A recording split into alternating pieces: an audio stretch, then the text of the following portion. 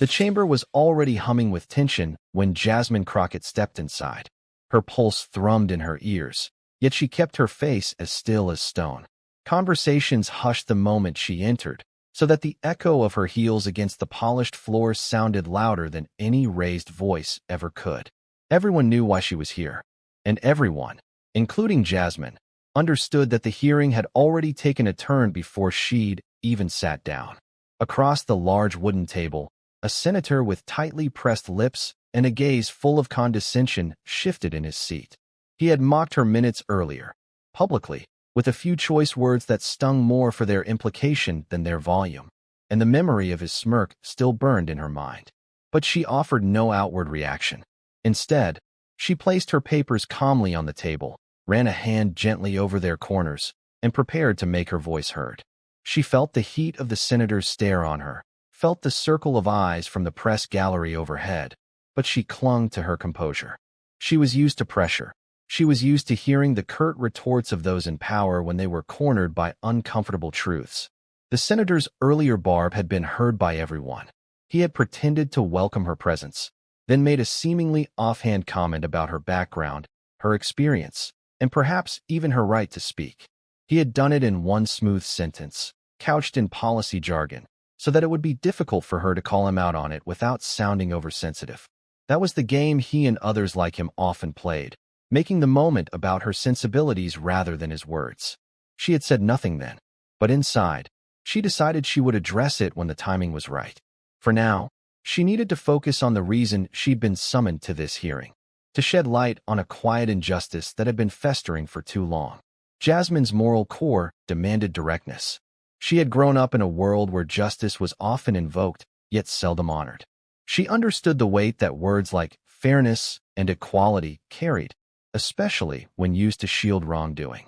And as she sat at the table, adjusting the microphone in front of her, she reminded herself that there was no going back. She could feel the hush settle again as the senator who mocked her cleared his throat. He leaned forward, finger tapping against the surface of his own stack of documents. He was waiting to strike. The hearing was about to begin in earnest. The gavel came down. The echo was sharp, a crisp call to order. The senator, this man who personified a sort of institutional decay that Jasmine had spent her life fighting, cast a measured glance at her. He welcomed everyone, introduced the agenda in a monotone voice, and framed the conversation as if it were a mere procedural matter. He claimed that the hearing was about transparency and the people's right to know, but Jasmine knew better. The real subject had to do with a series of quietly altered legislative rules that seemed to disproportionately disadvantage small communities, including the one she represented as a legal advocate. The senator's smug expression indicated that he believed this hearing was more a formality than an actual threat to his plans. He assumed that Jasmine's presence signaled a fleeting inconvenience, not a genuine challenge. She caught his sneer out of the corner of her eye when he paused in his opening remarks to drink water. Her jaw tightened, but she forced herself to remain outwardly composed. A clerk read out a statement of procedures, quoting from an official manual. The monotony of it bored everyone except the senator and his assistants, who wore the complacent looks of those who believed the process was theirs to control. Jasmine listened, though, gleaning each detail she might later use if the senator or his allies tried to twist the rules. She knew how these proceedings often went. The rules would be brandished like weapons or conveniently overlooked, all depending on what the powerful needed in that moment. Still, she let her gaze drift around the room, noticing how many faces watched with rapt attention. Supporters, skeptics, the press, a few folks from her home district who'd come to see how these legislative wheels would turn. Their eyes told her they believed in her, that even as the senator tried to humiliate her, they saw a possibility for the truth to triumph. She felt that faith, and it steadied her. At last, the clerk concluded, and the senator turned to Jasmine with a condescending smile. He mentioned her by name, drew out a rhetorical question about her capacity to represent the concerns of some very vocal groups, and then paused, as though waiting to see if his words would rankle her. They were carefully chosen, a coded insinuation that she was merely a mouthpiece for factions he deemed unimportant or disruptive. But all she did was incline her head slightly. Her calm unnerved him. She could see it in the twitch of his eyebrow. He gave the floor to her. Jasmine leaned in to speak. Her heart pounded, but her voice was unwavering. She introduced herself with clear diction, never letting her eyes flicker away from the senators. She explained how her community had been affected by the rule changes, how certain bureaucratic mechanisms had been used to stifle the voices of the very people these policies were supposedly meant to serve. She laid out the timeline calmly. She described how, in the name of expediency, entire neighborhoods were effectively disenfranchised from local decisions. With each measured sentence, she refused to back down or slow her momentum. Every statement was a tile in the mosaic of injustice she was constructing, piece by piece, for all to see. But halfway through her explanation, the senator cut her off. "Ms. Crockett," he said, his voice dripping with false politeness, "we appreciate your passion. Let's be mindful that we have limited time today." His emphasis on passion carried an undercurrent of belittlement, as if to suggest she was being emotional rather than factual. The tension in the room grew palpable.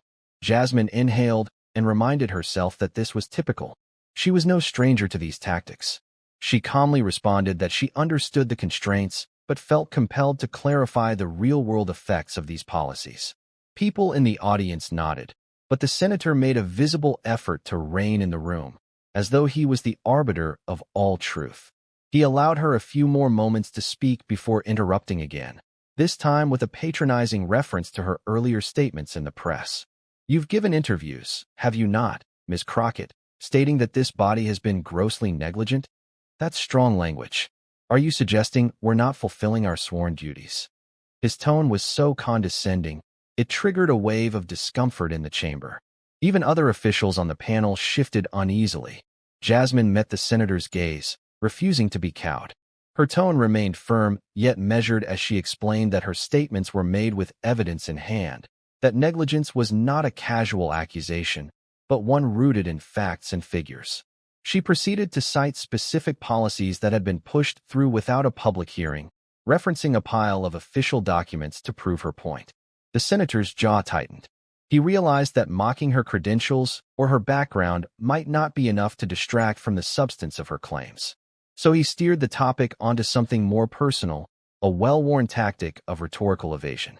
With a pitying half-smile, he alluded to her upbringing, making a thinly veiled mention of her family's financial struggles. It was meant to paint her as someone who didn't understand the nuances of high-level governance. Some in the crowd gasped softly at his audacity, but Jasmine refused to rise to the bait. She took the blow silently, let the shameful remark hang in the air for a moment, and then responded, calmly, that this hearing was about legislation, not personal histories. The shift in the energy was immediate. Many in the audience sensed the senator's line of attack was misguided and unnecessary. Even the press gallery, though quiet, was alive with the furious scratching of pens on notepads. To keep control, the senator banged his open palm on the table. He didn't bother using the gavel again, and signaled for her to stay on topic. He repeated that phrase as if she were the one deviating. But Jasmine, though outraged inside, nodded once and continued her testimony. She laid out a timeline of events, letters she had written, responses she never received, hearings that were postponed or canceled without explanation. She pointed out that each delay coincided with strategic legislative moves that further isolated the people she represented. The hush in the room grew stronger. Even those who hadn't taken her seriously at first could see the pattern emerging from her words. Jasmine told it like a narrative. Each canceled meeting, each silence from the senator's office, each sudden change to the rules. It was a tapestry of systemic exclusion, impossible to ignore once revealed. The senator tried to cut in multiple times, but the other committee members, sensing the public's eyes on them, let her speak. When Jasmine finished, an official hush enveloped the chamber. There were no grand statements of support yet, no immediate condemnation of the senator's tactics, either. But the evidence had been laid out, and for a moment, the senator had no immediate comeback. His mocking had not rattled her. If anything, it gave her words a sharper edge. She had faced him, offered her truth, and done so without raising her voice or appearing unhinged. In these halls of power, composure was often as strong a weapon as any piece of evidence. A wave of restlessness passed through the crowd. A couple of the senator's aides whispered to one another, their eyes darting around nervously. They could sense that the hearing wasn't going the way they had planned. That is, they hadn't expected Jasmine to handle the senator's jibes so smoothly. The press, meanwhile, began exchanging glances. Some had come expecting fireworks, but they were getting something else, a slow, methodical unmasking of an agenda that had previously been hidden behind cryptic legislative language and benign-sounding policies. Jasmine lowered her gaze to her papers briefly, and in that moment of reprieve, she thought about how her entire journey had led her here. She remembered the nights spent poring over legal texts, the long car rides to remote communities that felt no one was listening. She thought of the families who had lost faith in the system, the ones who told her that no matter how many hearings she testified at, the powers that be would never relent. Now, sitting across from a sneering senator who believed he held all the cards, Jasmine felt a surge of resolve. He might hold a formal title, but he was not invincible. The tension thickened when the senator finally found a thread to pull at. He scoffed at the suggestion that any rules had been changed without proper process. According to him, every legislative tweak was done above board, with full transparency. That was when Jasmine calmly reached for a folder and slid out a single sheet of paper. She asked for permission to read from it. He gave it reluctantly, likely expecting another run-of-the-mill statement. But the moment she began, the senator's face hardened. She was reading from an internal memo, a piece of correspondence that referenced an amendment he himself had championed. The memo indicated that certain procedures were hurriedly revised to expedite a vote, specifically to circumvent the objections of community advocates who, in the memo's own words, would derail the streamlined process with emotional pleas. At the phrase, emotional pleas, the senator tried to interrupt, but Jasmine read on, her voice never wavering. This was evidence that confirmed her claims. The quiet observers in the room seemed to tense up, like a rubber band pulled taut, anticipating the snap. When Jasmine finished, she let the paper rest on the table and looked up. The senator glared at her. His cheeks flushed slightly, though he tried to maintain the veneer of composure. He fumbled for an immediate response, but there was none that could easily dismiss what she'd just revealed. Instead, he forced a laugh, waved his hand as if to brush it off as a misunderstanding or an out-of-context snippet. But the crack in his confidence was visible. The clerk, evidently uncomfortable with the friction in the air, cleared his throat and mumbled that the next witness should speak. Yet, there was no immediate next witness. The schedule had only Jasmine's name for this portion of the hearing. The senator, face tightening, realized he had to salvage the moment. He started to lecture on the nature of legislative processes, trying to paint himself as a guardian of decorum. But the condemnation in the room was silent and palpable. People might not have said anything, but the way they stared at him spoke volumes. And Jasmine kept her spine straight, her eyes steady. She had done what she came to do. She had shown him for who he was, or at least, what he was willing to do to maintain power. For a moment, no one moved. The senator continued speaking, but it was all defensive bluster now, a barrage of words that tried to diminish the significance of the memo. He insisted there was more context, that the language wasn't official. Yet the memo was clearly dated and signed. The name at the bottom was that of one of his closest aides. He tried to pivot, attempted to shift attention back to Jasmine's so-called emotional pleas, but the tension was no longer in his favor. She kept quiet for a stretch, letting his own words echo in the hush, allowing him to spin himself further into a corner. Eventually, he stopped, stared at her, and said, "Do you have anything more you wish to share, Miss Crockett, or have you exhausted your dramatics?" The question was barbed, but her lips curved into the faintest trace of a smile. She responded that she was far from done, though she recognized the senator might prefer she stop talking. Her words had a certain finality to them. "I speak not because it gives me pleasure, Senator, but because the truth deserves its day, no matter how inconvenient it might be." A taut hush followed. All eyes were on the senator, waiting to see how he'd retaliate. But at that precise moment, he seemed at a loss. The hearing paused, and the senator muttered something about taking a recess. A recess wasn't scheduled yet, but evidently he needed a breather. He rose, ignoring the looks of everyone in the room. His face was tight with anger, possibly embarrassment. The faint flush on his cheeks had deepened, and he turned abruptly, stepping away from the table. The next moments were a blur of movement. Officials exchanging uncertain glances, aides scrambling to follow him, cameras clicking as the press tried to capture the moment. And then, in a swirl of indignation, the senator walked out, disappearing behind the heavy doors.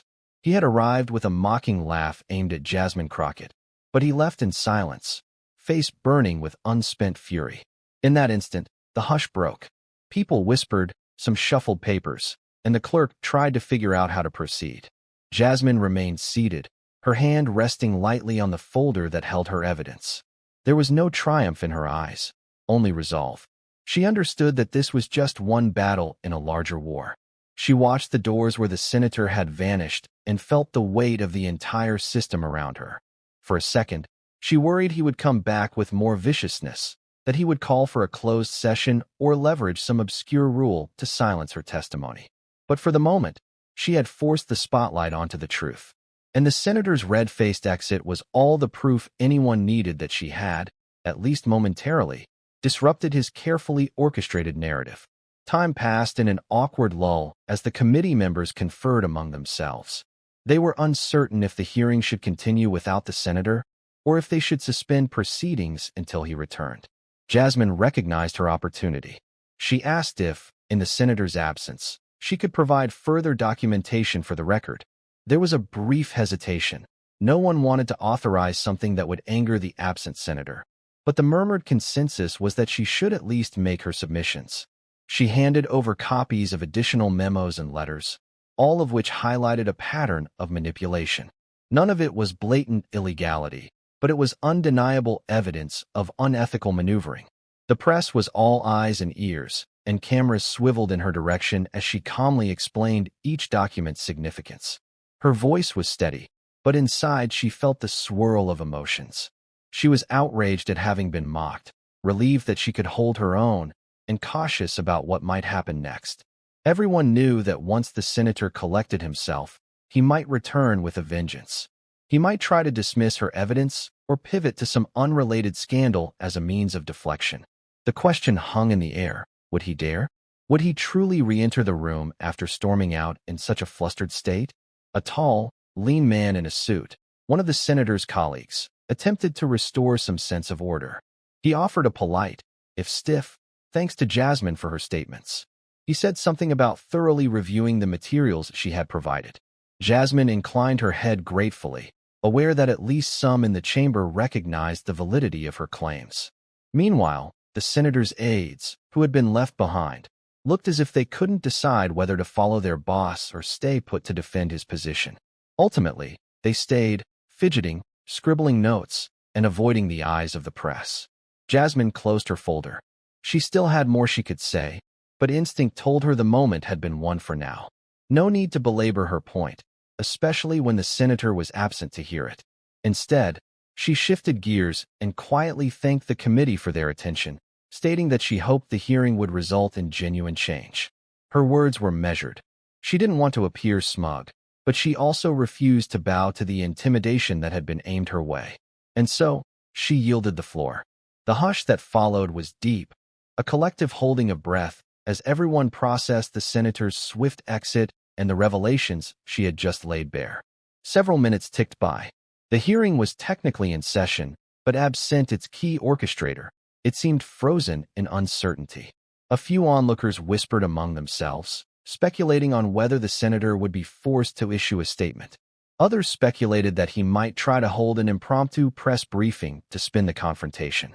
Journalists took advantage of the lull, stepping out of the gallery to make calls or fire off quick online updates about the drama unfolding in real time. Jasmine observed all of this with a calm exterior. Inside, she ran through the implications of what had just happened.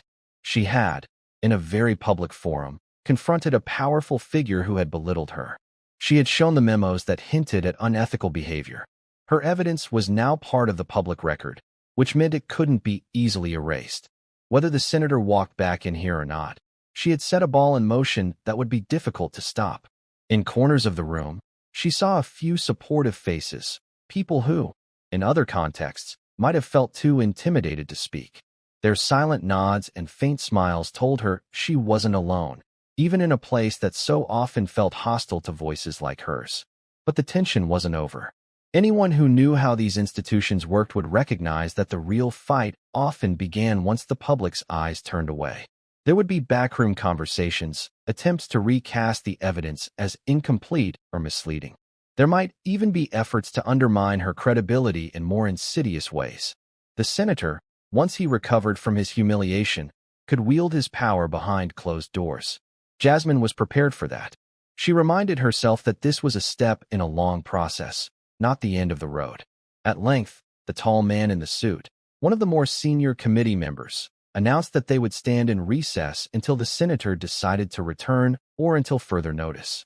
That was the safest decision, one that avoided the public spectacle of continuing without the hearing's chief. People began gathering their items, quietly murmuring about the day's events. Jasmine stood, tucking her papers into her bag. She kept her posture upright, aware that many eyes were still on her. She offered a restrained nod to a few onlookers, acknowledging their presence without any fanfare. She didn't need an ovation or applause. She just needed them to remember what they had seen, and to realize there was more at stake here than political theater. She exited the hearing room slowly, walking past the broad double doors that led into a corridor flooded with reporters. They swarmed the moment she stepped out, microphones and cameras thrust toward her, voices overlapping in a chaotic scramble. Someone asked if she felt vindicated by the senator's abrupt departure. Another asked if she had planted the memo herself, trying to stir controversy. Several pressed her for a statement on his mockery, the words he'd flung at her just before the hearing.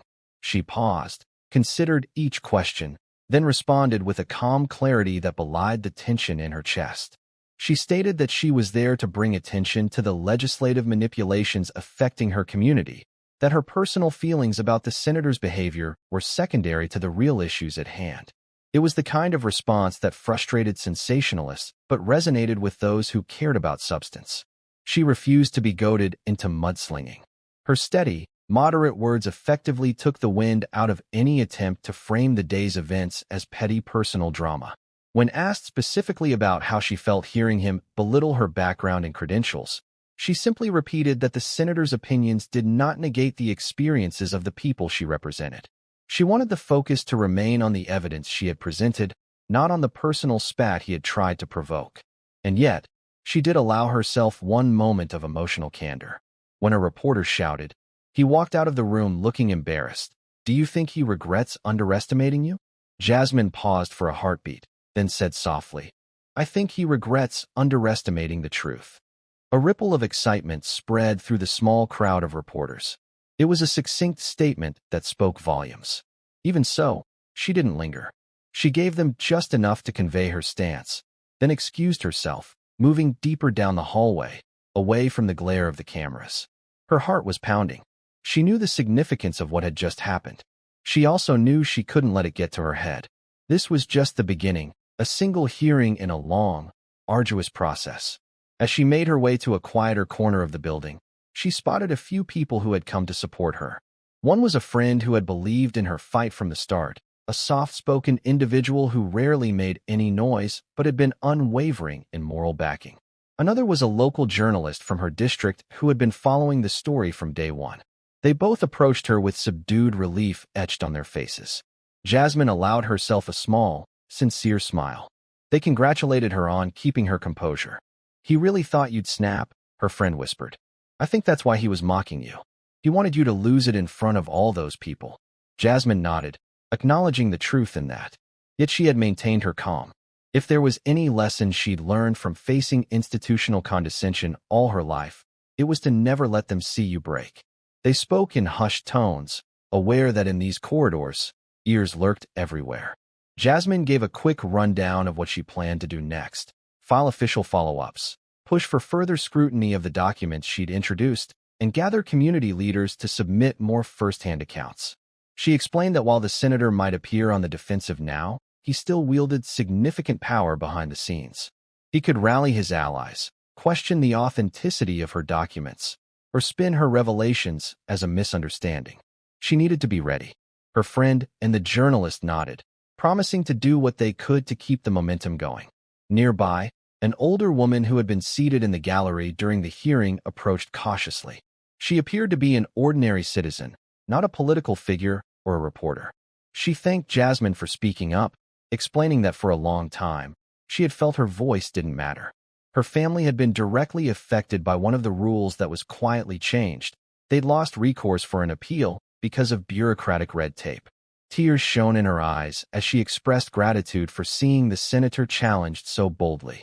Jasmine gently rested a hand on the woman's shoulder, understanding the emotional weight behind her words. This, Jasmine thought, was why she did what she did. The struggles and stories of regular people who found themselves against a giant, impersonal machine. The senator's mockery was just one symptom of a deeper rot, an arrogance that believed itself unassailable. A couple of security guards drifted by, their expressions neutral. They were there to manage crowd flow, ensure that tensions didn't boil over into chaos. Jasmine offered them a small nod, appreciative that they stayed out of her way. This building, with its marble pillars and towering ceilings, often felt like an echo chamber of power. But today, it had been forced to reflect a reality that power didn't want to confront. In the distance, she could see a door that led outside to the main steps. The midday sun poured through the glass, and she decided to walk that way. She needed a moment in fresh air, a moment to gather her thoughts without the constant echo of official corridors. She made her way through the throng, exchanging polite smiles or nods with individuals who caught her eye. Some offered a quick thumbs up, a silent sign of support. She appreciated those small gestures more than they knew. Outside, the air was crisp. A mild breeze brushed past her, and for a second, she closed her eyes, letting the tension of the hearing dissipate into the open sky. She took a deep breath, feeling the enormity of the moment. Yes, she had stood her ground. Yes, she had revealed a piece of the senator's manipulative puzzle. But there was so much left to do. The real question was whether the system would allow for meaningful change or simply regroup to protect its own. Behind her, the building's heavy doors opened and closed frequently as staffers and journalists shuffled in and out. Some recognized her, gave her a curt nod. Others avoided her altogether, perhaps worried about associating with someone who had so publicly confronted a powerful senator. That was typical of the environment here.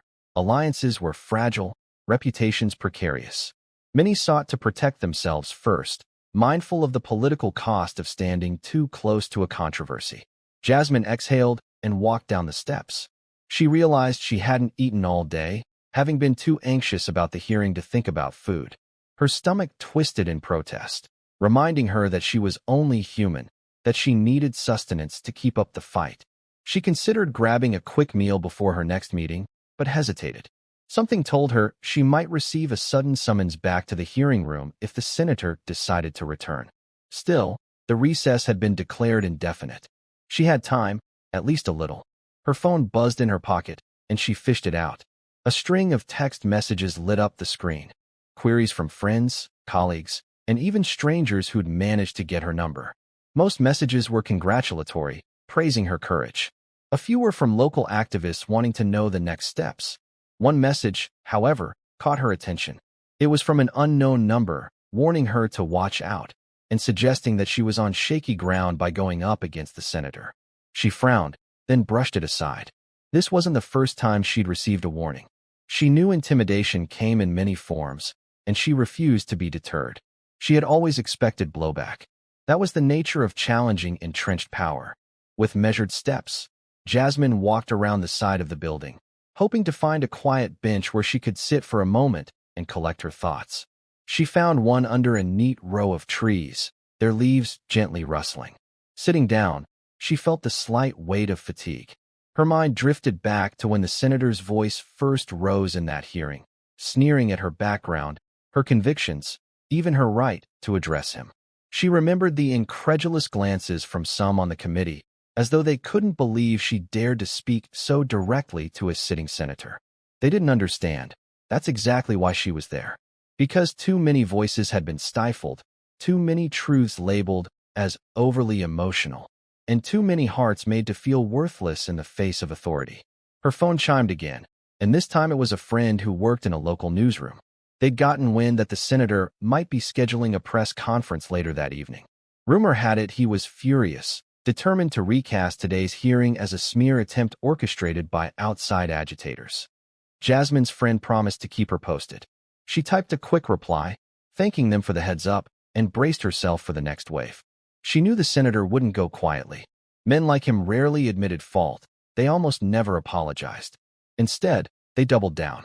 She rose from the bench and decided to head to a small cafe not far from the building. As she walked, she replayed the hearing in her head, carefully noting each moment where the senator tried to silence her. She thought of how to frame her next steps, collecting more testimony from those harmed by his legislative changes, ensuring the documents she had produced were circulated widely so they couldn't be easily dismissed. She also considered the emotional aspect of what had occurred. The senator's mocking tone had cut at her pride, but pride was a small price to pay if it meant shining a light on corruption. The memory of his mocking voice would fuel her drive. If anything, his attempts to humiliate her only reinforced her belief that she was on the right track. Entering the cafe, she ordered a simple sandwich and a bottle of water. The place was half empty, the midday rush long gone. She found a secluded corner table and settled down, letting the calm environment wash over her for a few precious minutes. She took out her phone again, glanced at social media, and saw that videos of the senator's walkout were already circulating. One clip was captioned, "Jasmine Crockett stands firm, Senator storms out. Who's afraid now?" She scrolled through a few of the comments. Many were supportive, praising her for not bending under pressure. Others accused her of grandstanding. Some repeated the senator's talking points that she was being emotional and divisive. But that was the nature of public discourse. She had expected nothing less. Still, she noticed a groundswell of individuals demanding that the senator provide a real explanation for the memo. People wanted answers. That gave her hope. After finishing her sandwich, Jasmine lingered a while longer, sipping her water, mentally organizing her files. She needed to prepare for whatever came next. Perhaps the hearing would be rescheduled, or the senator might try to hold a closed session to prevent another public spectacle. She thought about how she'd approach that.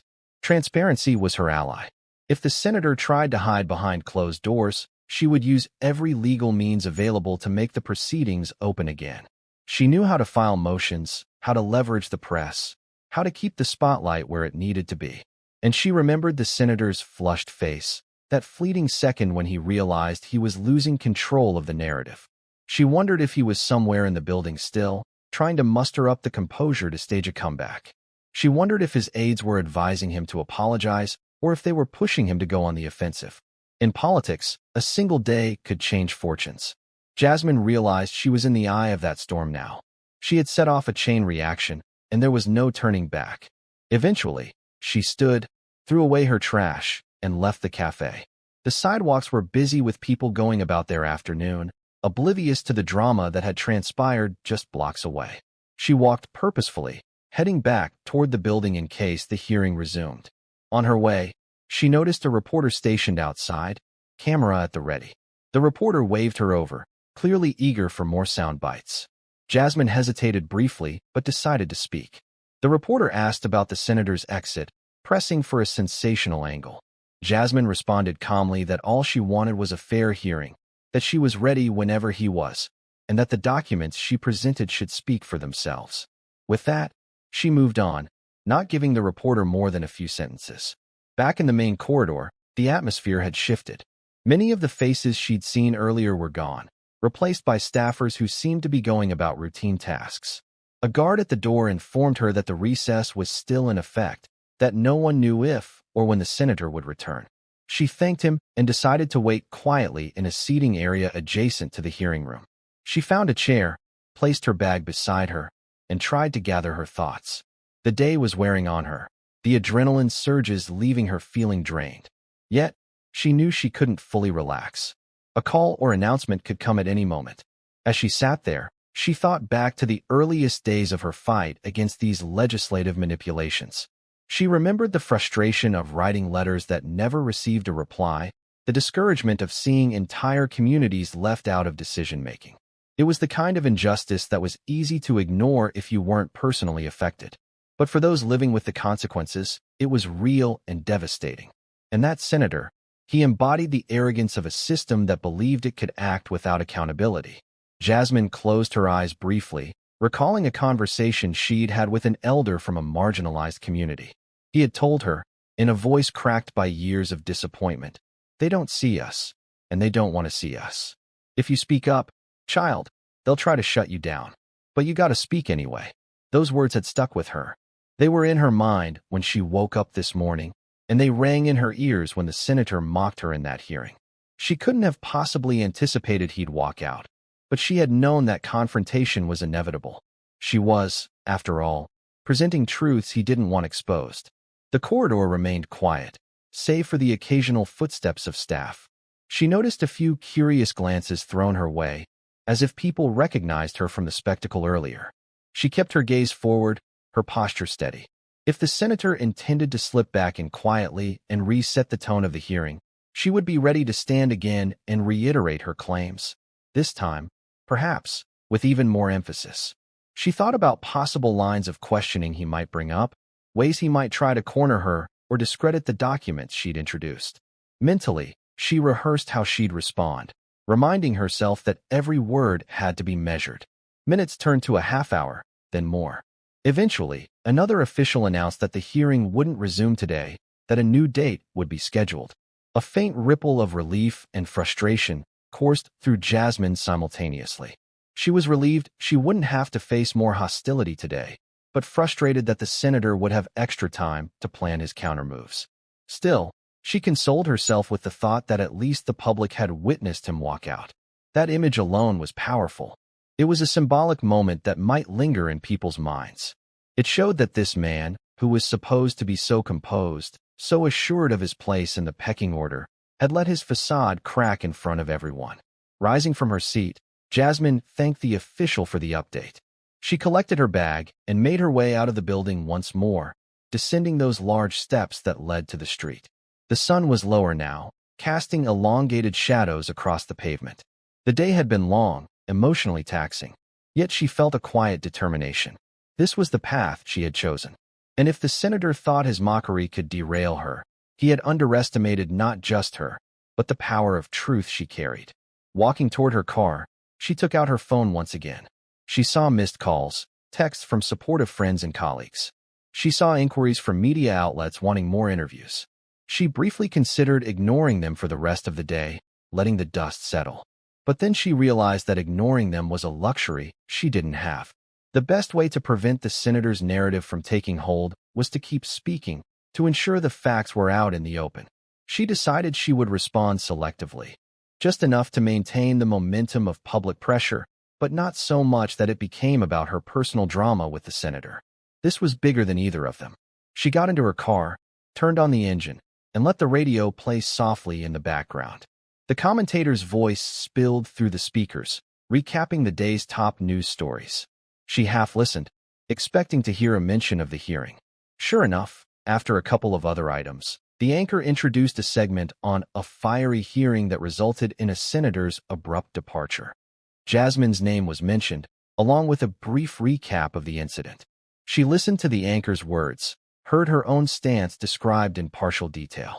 There was only so much nuance that could fit into a short broadcast. Still, the coverage seemed mostly factual. That was enough for now. Pulling out of her parking space, she navigated the busy streets, passing the grand facades of government buildings that loomed on either side. She wondered how many stories similar to hers played out behind those walls. Stories of individuals trying to challenge the status quo, only to be dismissed or belittled by those in power. Today, she had made a small dent in that wall of arrogance. Tomorrow, she would have to press on. She drove to a quieter part of town where she lived, a neighborhood with tree-lined streets and modest homes. As she neared her house, she realized just how exhausted she was. Her mind buzzed with future plans and possible repercussions, but her body craved rest.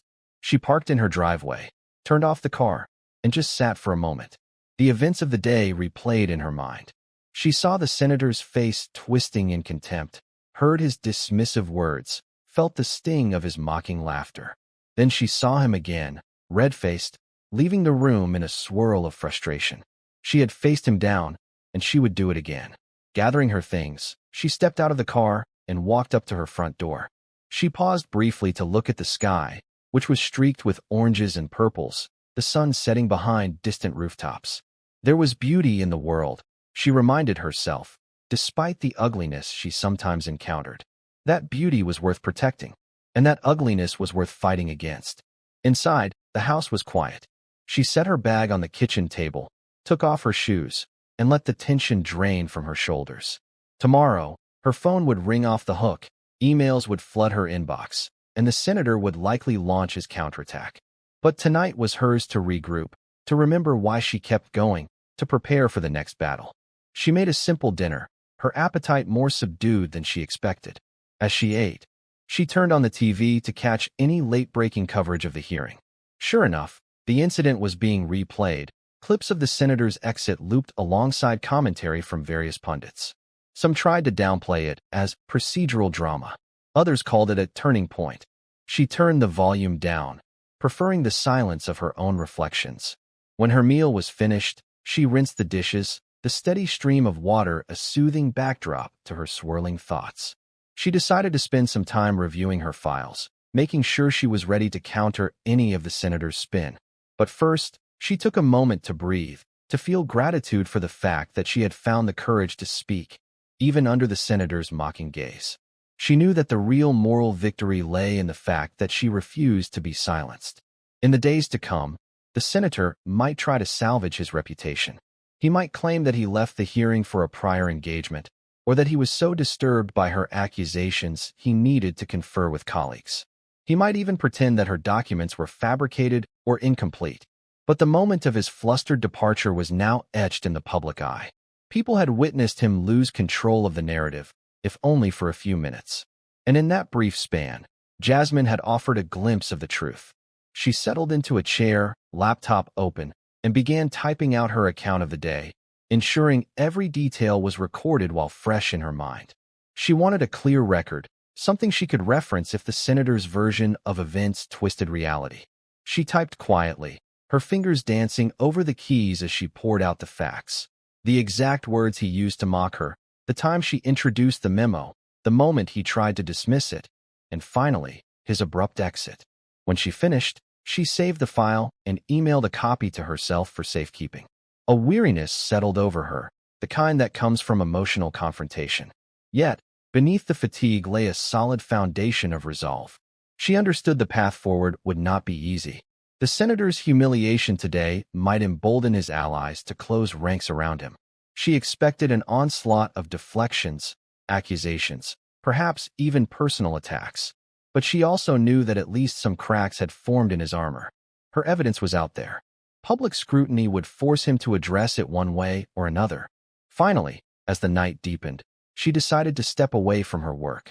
She needed rest to recharge for the battles ahead. Tomorrow might bring new challenges, fresh confrontations. But tonight, she could allow herself to breathe in the quiet, to hold on to the knowledge that, despite everything, she had stood against a powerful man's scorn and refused to bow. In a world that often demanded silence, she had chosen to speak. And that, she believed with every fiber of her being, was worth it. Before heading to bed, she glanced once more at her phone. A notification from a reputable newspaper flashed. Senator's abrupt exit. Was Jasmine Crockett's evidence too damning to ignore? She felt a flicker of satisfaction, followed by a solemn reminder that headlines were fleeting. Real change came from persistence, from standing up day after day. She turned off the lights and made her way to her bedroom. As she sank into the comfort of her sheets, her final thought of the day was a simple vow. She would not let the senator's mockery define her or her cause. She would continue to speak up, and perhaps next time, he would be wise enough to remain in his seat and listen. Morning arrived with a pale golden light filtering through the window. Jasmine woke, her mind already buzzing with the responsibilities of the day. She checked her phone and saw dozens of notifications, missed calls, emails, social media messages. She braced herself, guessing that the senator or his office might have issued a statement overnight. Sure enough, scanning the headlines, she found one quoting a spokesperson from his team. They claimed the senator had important business to attend to, refuting any insinuation that he walked out due to her evidence. They framed the memo she read as partial information, not reflecting the full context. And yet, ironically, they didn't provide any additional context themselves. Jasmine read through the statement carefully, noting that it mostly attacked her motives rather than the substance of her claims. The senator's camp labeled her as an activist lawyer with a history of sensationalism. She shook her head, slightly amused at how predictable the response was.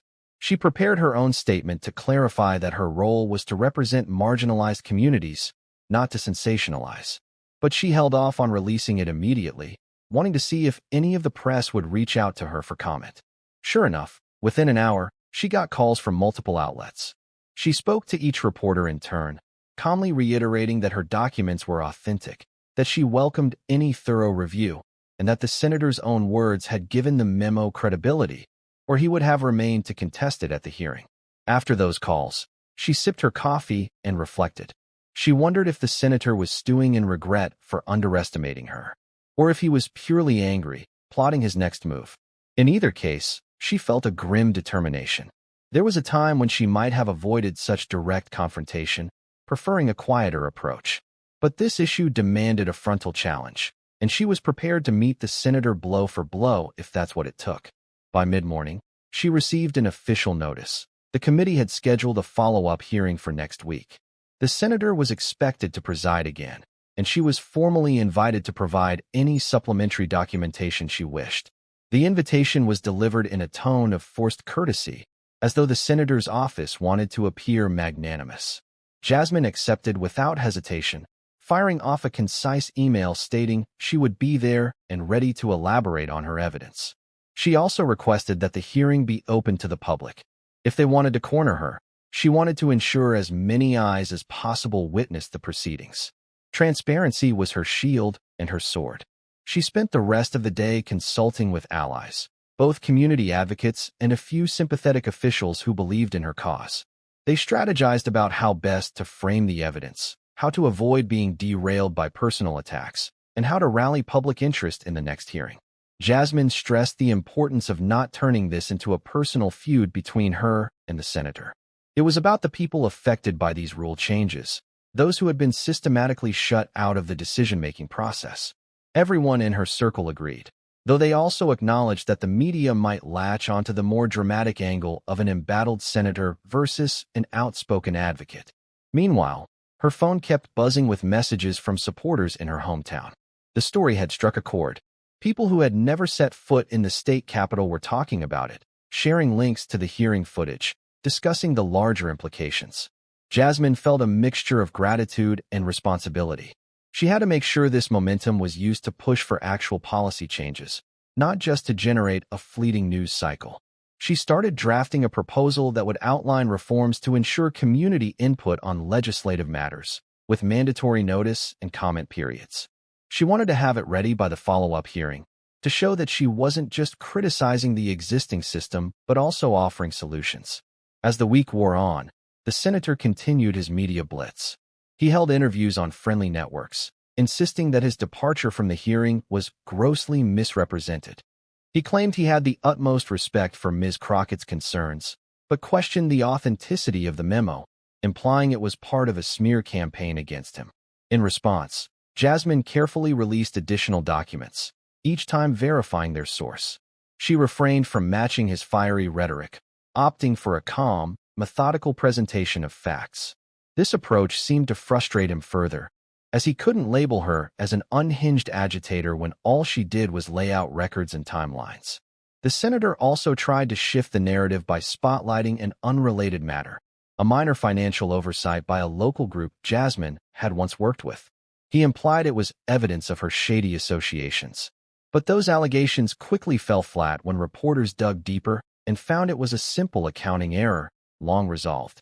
Each time the senator cast a stone, Jasmine responded with calm clarity. It became a pattern that the public started to notice. He attacked, she countered with facts, and he grew more agitated. His red-faced exit from the hearing became a metaphor for his inability to withstand scrutiny. Days merged into one another, leading up to the next hearing. Jasmine's phone calls and emails multiplied as journalists, community members, and even law students reached out to learn more or offer help. She welcomed the support, but remained vigilant. She knew from experience that surges of public interest could fade quickly.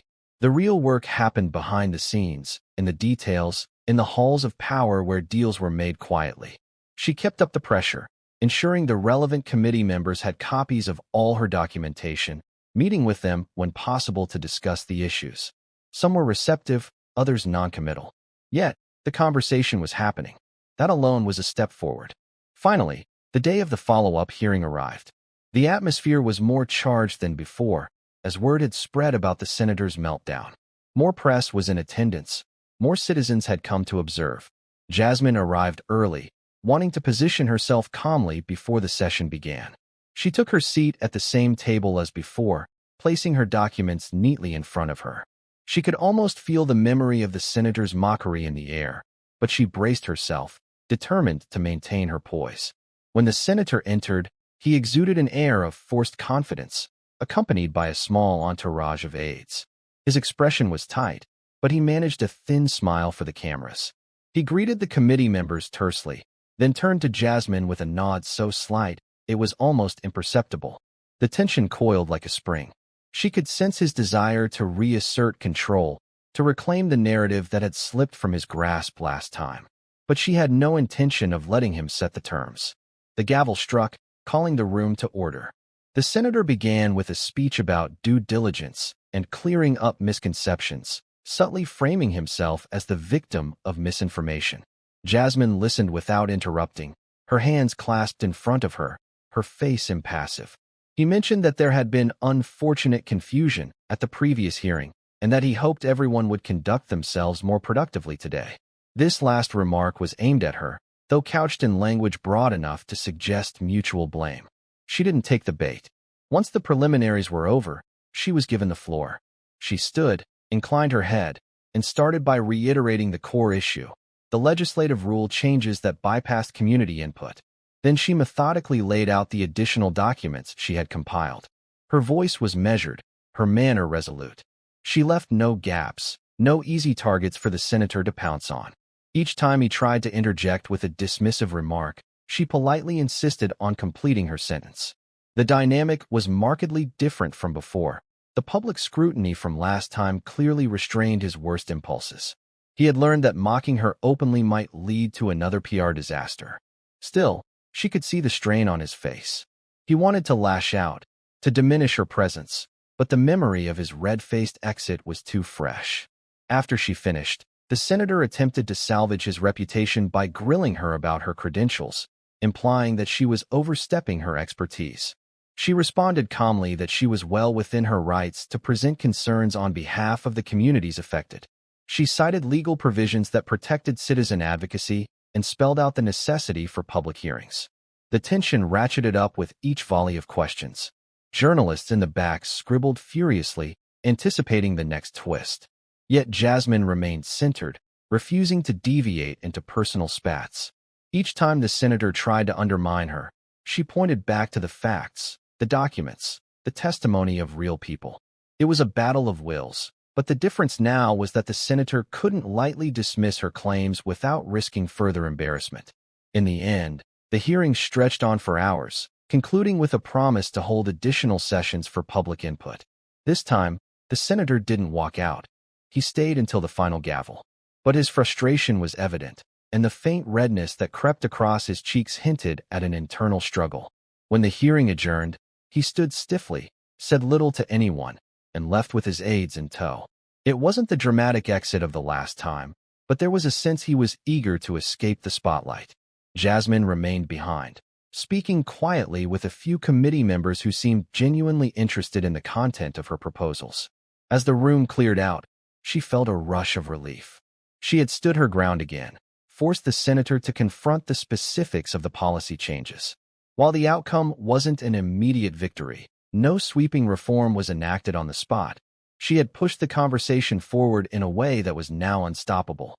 The senator could no longer treat her evidence like a trivial rumor.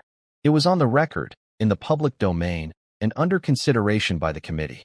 Whether he liked it or not, the gears of accountability had begun to turn. Exiting the building that evening, she was greeted by a small group of supporters. They offered encouragement, praising her for facing down the senator yet again. She thanked them, cautioning that the fight was far from over. Still, a current of hope ran through them, a belief that maybe, just maybe, the system could be challenged from within. Nearby, a couple of reporters milled about, shouting questions her way. She gave a brief statement, reiterating her commitment to seeing this process through. Then she slipped into the cool evening air, heading home with a renewed sense of purpose. In the days that followed, the senator's face appeared often on television. He gave guarded interviews, no longer openly mocking Jasmine, but hinting that her allegations were overblown. Yet for the first time, he seemed on the defensive. Public opinion had begun to shift. People questioned why a senator who claimed to value transparency had reacted so poorly to legitimate concerns.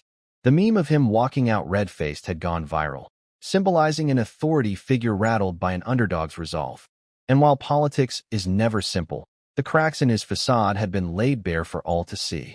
Jasmine continued her advocacy, collecting more stories, refining her proposals, and building coalitions with other groups that had faced similar legislative barriers.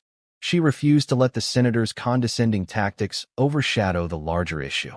Whenever an interviewer tried to pivot to the drama of their personal clash, she refocused the conversation on the policies in question. Over time, this approach earned her a reputation for integrity and seriousness, traits that many felt were lacking in the corridors of power. Months down the line, the committee finally put forth a bill that addressed some of the very concerns Jasmine had raised. It wasn't perfect, but it was a start. It mandated more transparent processes, required public hearings before certain rules could be altered, and set penalties for officials who failed to comply. The senator, facing mounting pressure, reluctantly supported it. He tried to frame it as a testament to his openness to dialogue, but few were fooled. They remembered the moment he had walked out, trying to stifle a voice that refused to be silenced.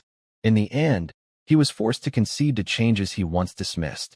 When the bill was signed into law, Jasmine was there, standing on the steps of the same building where she had once sat across from a mocking senator.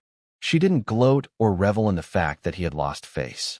Instead, she stood quietly, thinking of all the people who would benefit from this newfound transparency, thinking of the countless hours she'd spent gathering evidence. And yes, she remembered his sneer, that mocking undertone in his voice. She hadn't forgotten. But her victory wasn't about humiliating him. It was about serving justice. The fact he ended up red-faced in front of cameras was just a byproduct of his own arrogance. As cameras clicked, capturing the moment of the bill's final announcement, Jasmine felt a surge of gratitude for everyone who had stood by her. She also felt the weight of responsibility. There was more work to be done, more reforms to enact, more battles to fight. But this was a tangible step forward, a sign that even an entrenched system could be budged if one pushed hard enough, with evidence and unshakable resolve. That evening, she returned to her home, the same quiet neighborhood that had provided solace in the aftermath of the senator's departure. The sun was setting in a wash of brilliant colors. She stepped out of her car and took a moment to inhale the evening air. The memory of that first hearing, the senator's mocking tone, and the hush that followed his walkout came flooding back. She thought of how uncertain she'd felt then, how the tension had knotted in her stomach, and yet how she'd remained steady. She had risen each time he tried to shut her down, refused to be intimidated, and continued to speak until the walls around him began to crack. Standing in her driveway, Jasmine reflected that true power didn't come from a title or an office. It came from conviction, from standing firm in one's beliefs even when mocked or dismissed. The senator might have tried to shame her, but in the end, he had to face the shame of his own actions. And the day he walked out red-faced was now a symbol for so many, that those who misuse authority might win battles for a time, but eventually, accountability finds them. She opened her front door and stepped inside, flipping on the lights. The house felt warm, welcoming.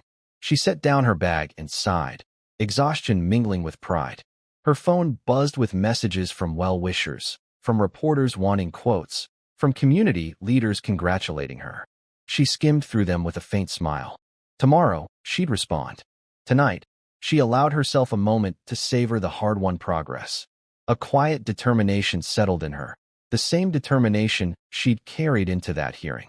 She knew the fight for justice was never truly over, but she also knew that with each confrontation, each moment of standing firm against mockery or intimidation, she was helping to reshape an institution that, for too long, had believed itself above reproach. She would keep going, keep speaking, and keep pushing for those who had no voice. And maybe, just maybe, the next time someone like that senator felt tempted to mock her, or anyone like her, they'd remember the day he walked out, red-faced and defeated by the truth. And they'd think twice before underestimating the power of a voice unwavering in its cause.